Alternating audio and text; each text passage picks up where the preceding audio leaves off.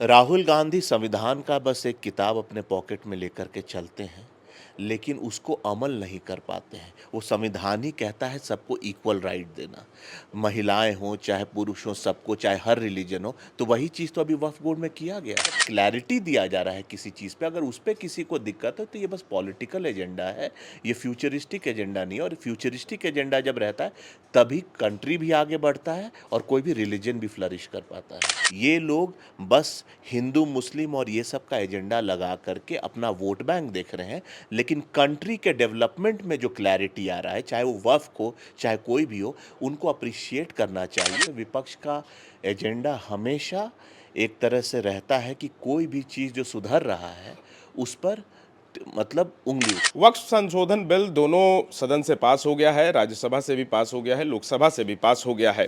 वहीं विपक्ष लगातार ये आरोप लगा रही है कि भाजपा और उनके सहयोगी दलों ने मिलकर ये जो अमेंडमेंट पास कराया है, ये कहीं ना कहीं मुस्लिम समुदाय को टारगेट करने के लिए किया गया है और वहीं दूसरा ये संविधान पर हमला है। इन तमाम मुद्दों पर बात करने के लिए हमारे साथ भाजपा नेता सूर्या सिंह हैं।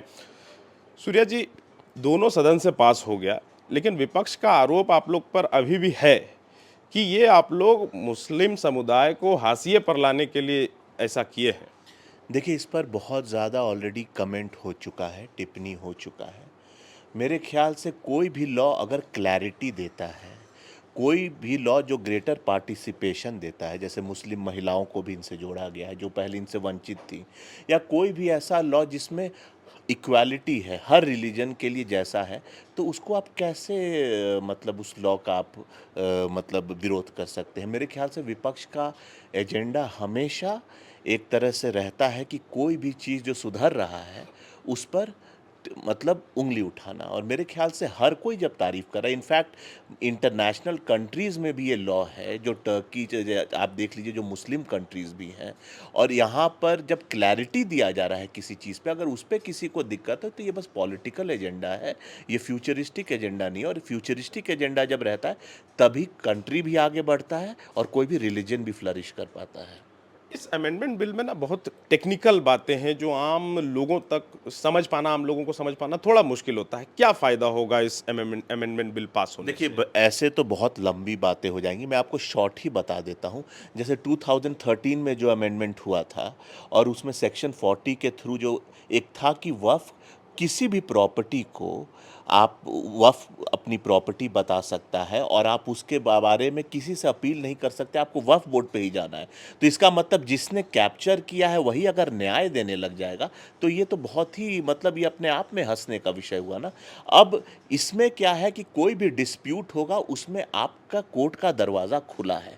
आज हम और आप कॉमन मैन हैं, आप हिंदू मुस्लिम से इसको मत जोड़िए। कहीं भी हमें डिस्प्यूट होता है तो हमारा फेथ क्या रहता है? हमारा फेथ रहता है हमारा जुडिशियल सिस्टम, हाई कोर्ट है, सुप्रीम कोर्ट है। तो अब सबसे बड़ा चैनल है कि अब हम वहाँ जा सकते हैं, और ये बेहतरी के लिए हुआ है। और अब कोई भी चीज़ आप बिना सोचे समझे किसी का भी प्रॉपर्टी डिक्लेयर नहीं कर सकते हैं। तो एक क्लैरिटी आया है सिस्टम में, और इसको सबको अप्रिशिएट करना चाहिए। जिसको भी अपने हिंदुस्तान के कानून में फेथ है, सुप्रीम कोर्ट में, हाई कोर्ट में, उनको इससे कोई दिक्कत होना ही नहीं चाहिए। लेकिन विपक्ष लगातार ये आरोप लगा रहा है कि आप लोग मुद्दा भटकाने के लिए इस अमेंडमेंट बिल को अभी पास किए हैं। जो असल मुद्दे हैं वो उसको दरकिनार कर दिया जाए और अभी ये टॉक ऑफ द टाउन बन जाए, इसीलिए ऐसा किया गया है। मेरे ख्याल से हर मुद्दों पे काम होता है। विपक्ष ये नहीं देख रहा है कि चाहे वो एजुकेशन हो, चाहे वो बाकी डेवलपमेंट हो, उस पर भी काम हो रहा है। और ये भी एक मुद्दा था जिसको सॉर्ट आउट किया गया। जैसे ये सॉर्ट आउट किया गया है, और भी मुद्दे होंगे। अगर हम किसी मुद्दे को सॉर्ट आउट करते हैं और अगर आप उस मुद्दे को स्पेसिफिक बना करके बाकी मुद्दाओं को ढक रहे हैं, तो ये आपकी फेलियर, और ये विपक्ष का काम है। देखिए, मैं इस पर क्या ज़्यादा बोलूँ, आपको ये जनरल अंडरस्टैंडिंग होगी कि विपक्ष कभी भी हम अच्छे काम को अप्रिशिएट नहीं करेगा, इसीलिए उसका नाम विपक्ष है। अगर विपक्ष का क्रिटिसिज्म हेल्दी हो जाए तो वो डेमोक्रेसी के लिए भी अच्छा है, कंट्री के लिए भी अच्छा है। लेकिन अभी विपक्ष विपक्ष को उतना समझदार होना ज़रूरी है। ये लोग बस हिंदू मुस्लिम और ये सब का एजेंडा लगा करके अपना वोट बैंक देख रहे हैं, लेकिन कंट्री के डेवलपमेंट में जो क्लैरिटी आ रहा है, चाहे वो वफ़ हो चाहे कोई भी हो, उनको अप्रिशिएट करना चाहिए। तो ये एक मैटर पेंडिंग था बहुत वर्षों से, जिसको आज सॉर्ट आउट किया गया, और ऐसे बाकी मुद्दे भी वन बाय वन होते रहेंगे। और जो रिजल्ट हो रहा है वो बीजेपी के राज्य ही में ज़्यादा रह रहा है।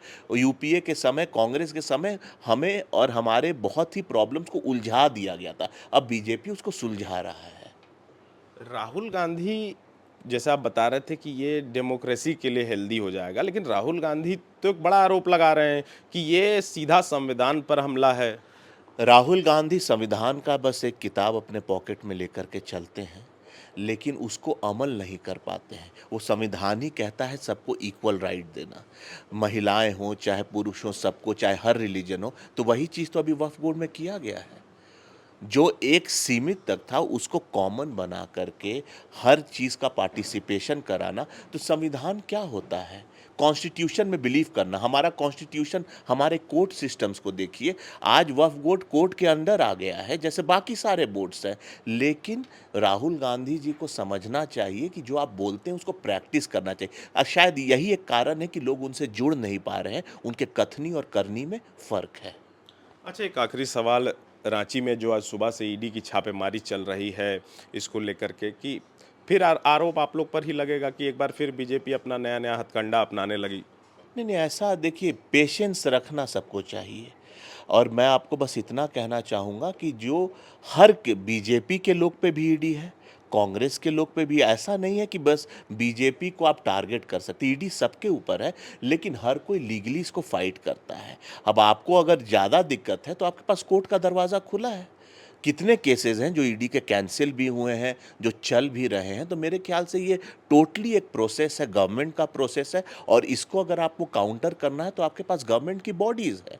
मेरे ख्याल से स्टेटमेंट्स देने से ज़्यादा अच्छा है कि आप अपने आप को जुडिशियली प्रूफ करें। और बहुत जगह कोर्ट से रिलीफ मिला है अगर ईडी गलत है, लेकिन जहाँ पर ईडी सही है वहाँ सही है।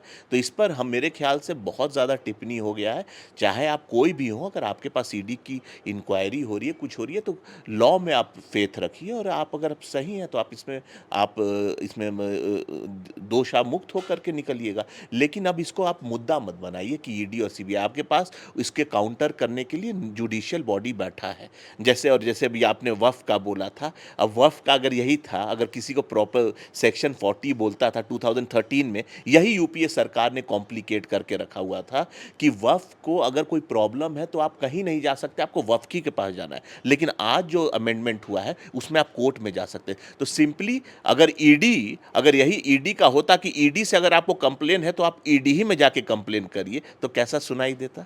लेकिन आज ईडी का है कि अगर आपको ईडी से दिक्कत है तो आप सुप्रीम कोर्ट, हाई कोर्ट जा सकते हैं। गोल, जहां 27 वर्षों के सफर में 17,000 से भी अधिक छात्रों ने डॉक्टर एवं इंजीनियर बनकर भरे सफलता की ऊंची उड़ान, जहां साधारण छात्र भी झारखंड टॉपर्स बनकर बना रहे इतिहास। दूरदर्शी शिक्षाविद श्री विपिन सिंह के मार्गदर्शन में मेडिकल एवं इंजीनियरिंग के लाखों छात्रों के लिए आशा की किरण के रूप में गोल, नेशंस लीडिंग इंस्टीट्यूट। बायोम सिर्फ मेडिकल प्रिपरेशन का संस्थान। बायोम से लगातार दूसरी बार नीट यूजी में 700 मार्क्स पार। 10th पास स्टूडेंट्स के लिए फाउंडेशन कोर्स, 11th पास स्टूडेंट्स के लिए फ्रेशर कोर्स और 12th पास स्टूडेंट्स के लिए टारगेट कोर्स 17 अप्रैल से शुरू हो रहे हैं। कॉल 7360066190 और visit Biome, circular road near women's college and Hinoo, Ranchi. thefollowup.in. Like, share and subscribe. www.thefollowup.in